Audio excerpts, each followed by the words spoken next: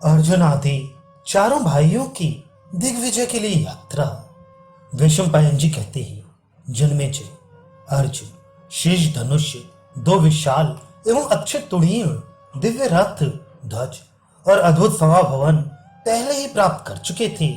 अब वे युधिष्ठिर से बोले। अर्जुन ने कहा, राजन, मुझे धनुष, अस्त्र, बाण, पराक्रम, श्री कृष्ण जैसा सहायक, भूमि, राज्य एवं इंद्रप्रस्थ का दुर्ग, यश और बल, ये सभी दुर्लभ एवं मनोवांछित वस्तुएं प्राप्त हो चुकी हैं। नृपश्रेष्ठ, अब मैं अपने कोष को बढ़ाना ही आवश्यक कार्य समझता हूँ। मेरी इच्छा है कि समस्त राजाओं को जीतकर उनसे कर वसूल करूं।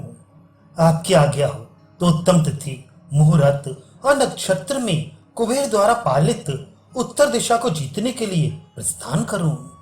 यह सुनकर भाइयों सहित कुरुश्रेष्ठ धर्मराज युधिष्ठिर को बड़ी प्रसन्नता हुई।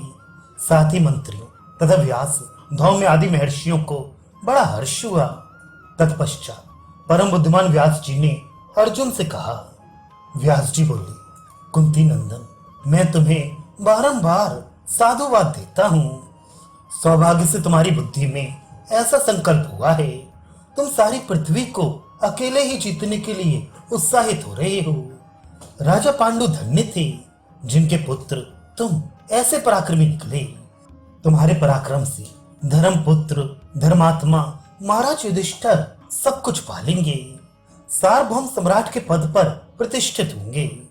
तुम्हारे बाहुबल का सहारा पाकर ये राष्ट्रीय यज्ञ पूर्ण कर लेंगे। भगवान श्री कृष्ण की उत्तम नीति, भीम और अर्जुन के बल तथा नकुल और सहदेव के पराक्रम से धर्मराज युधिष्ठिर को सब कुछ प्राप्त हो जाएगा। इसलिए अर्जुन, तुम तो देवताओं द्वारा सुरक्षित उत्तर दिशा की यात्रा करो, क्योंकि देवताओं को जीतकर वहां से बलपूर्वक रत्न ले आने में तुम ही समर्थ हो। अपने बल द्वारा दूसरों से होड़ लेने वाले भरत कुल भूषण भीमसेन पूर्व दिशा की यात्रा करें, महारथी सहदेव दक्षिण दिशा की ओर प्रस्थान करें और नकुल वरुण पालित पश्चिम दिशा पर आक्रमण करें। भरत श्रेष्ठ पांडवों, मेरी बुद्धि का ऐसा ही निश्चय है, तुम लोग इसका पालन करो। वैशंपायन जी कहते हैं, जन्मेजय, व्यास जी की ये बात सुनकर पांडवों ने बड़े हर्ष के साथ कहा। पांडव बोले, मुनि श्रेष्ठ, आप जैसी आज्ञा देते हैं वैसा ही हो।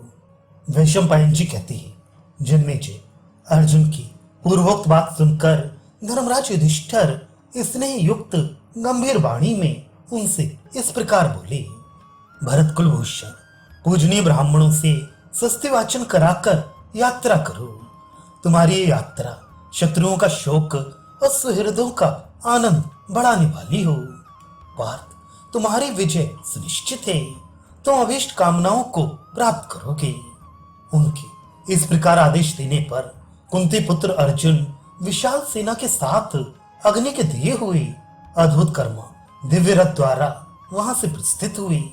इसी प्रकार भीमसेन तथा नरश्रेष्ठ, नकुल, सहदेव इन सभी भाइयों ने धर्मराज से सम्मानित हो सेनाओं के साथ दिग्विजय के लिए प्रस्थान किया। राजन, इंद्र कुमार अर्जुन ने कुबेर के प्रिय उत्तर दिशा पर विजय पाई। भीमसेन ने पूर्व दिशा, सहदेव ने दक्षिण दिशा तथा अस्त्रवेत्ता नकुल ने पश्चिम दिशा को जीता।